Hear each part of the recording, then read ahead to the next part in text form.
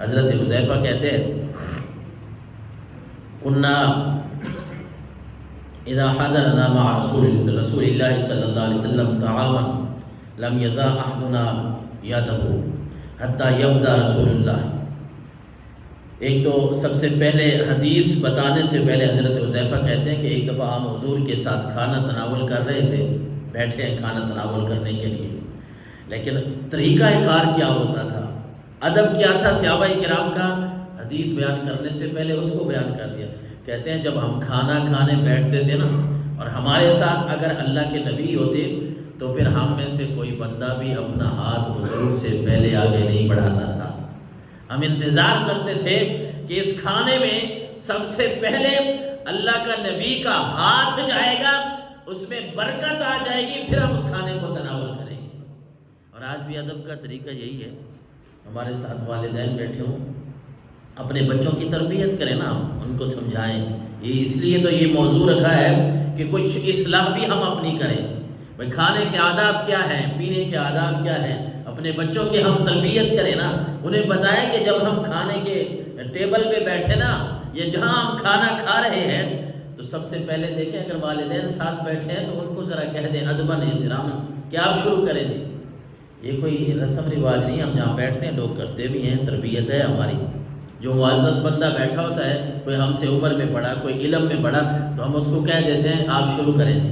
پھر ہم بعد میں شروع کرتے ہیں۔ تو یہ سنت ہے، آپ کو آج کے بعد اس بات کا علم ہونا چاہیے کہ یہ ہم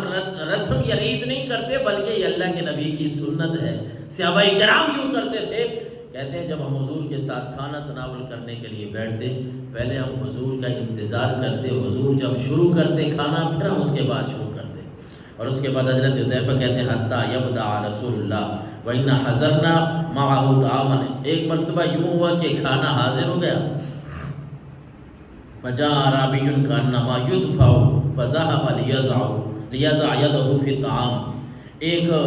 دیہاتی آیا، سادہ سا آدمی، ہمیں یوں محسوس ہو رہا تھا ہم حضور کے ساتھ کھانا کھا رہے ہیں، ہمیں یہ محسوس ہوا کہ اس کو کوئی پیچھے سے دھکیل کے لے کے آ رہا ہے، کوئی دھکے دے کے لے کے آ رہا ہے، بڑا جلدی سے آیا اور اس نے آ کے کھانا شروع کر دیا۔ حضور علیہ السلام نے اس کے ہاتھ کو پکڑ لیا، فاخذ رسول اللہ بیدی،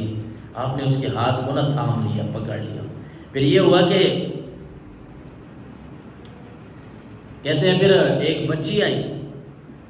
ثم جاءت جاریہ کأنما تدفع فی الطعام فاخذ رسول اللہ صلی اللہ علیہ وسلم۔ پھر اس کے بعد ایک بچی آئی، وہ بھی اسی طرح ہمیں محسوس ہوا جس طرح اس کو کوئی دھکے دے کے لے کے آ رہا ہے، بڑا جلدی جلدی ہے نہیں آنا۔ اس نے بھی ہاتھ کھانے کی طرف بڑھایا، حضور علیہ السلام نے اس کے ہاتھ کو بھی تھام لیا، اس کو بھی پکڑ لیا۔ پھر آپ صلی اللہ علیہ وسلم نے فرمایا اب بات تو پتہ کی ہے نا کہ کھانا حضور کھا رہے ہو، آپ تو بانٹنے والے ہیں، تقسیم کرنے والے ہیں، آپ نے ایک غلام کا اور ایک بچی کا جو ہاتھ ہے اپنے خادم کا کیوں پکڑ لیا ہے؟ پھر حضور نے اس کی تشریح فرمایا کہ ان الشیطان یستحل الطعام الذی لم یذکر اللہ علیہ، اللہ کے نام کے بغیر جو کھانا کھایا جاتا ہے نا، شیطان اس کو اپنے لیے حلال کر لیتا ہے۔ ان دونوں نے اللہ کا نام نہیں لیا، بسم اللہ نہیں پڑھی، میں نے اس لیے ان کے ہاتھوں کو تھام لیا ہے۔ اب جب یہ بسم اللہ پڑھ کے اللہ کا نام لے کے یہ کھانا کھائیں گے، اللہ اس کھانے میں برکت عطا فرما دے گا۔ یہ اصلاح ہے، یہ تربیت ہے کہ ہم اپنے لیے ویسے ہم کرتے ہیں، لیکن اپنے بچوں کی تربیت کریں۔ جو ہر وقت ہمارے بچے آج کل موبائلوں میں ہے نا، ان کو کچھ یہ بھی سمجھائیں، یہ بھی تربیت ہے۔ کھانے پینے سے پہلے جب بھی وقت ملے ان کو تربیت، موبائل سے ہٹانے کا ایک یہ بھی تو طریقہ ہے نا کہ کچھ ان کو یہ ان کے لیے چھوٹی چھوٹی باتیں آپ سمجھتے ہیں،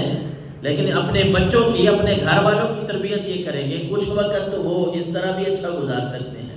اور اللہ کے نبی نے قسم اٹھا کے، یہ مسلم شریف میں 5229 59 نمبر پہ یہ حدیث ہے، آپ نے فرمایا فوالذی نفسی بیدی ان یدہ لفی ید ما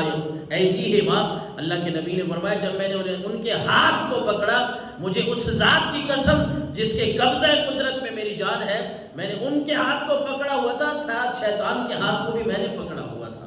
نہیں تو شیطان ہمارے ساتھ بھی کھانے میں شامل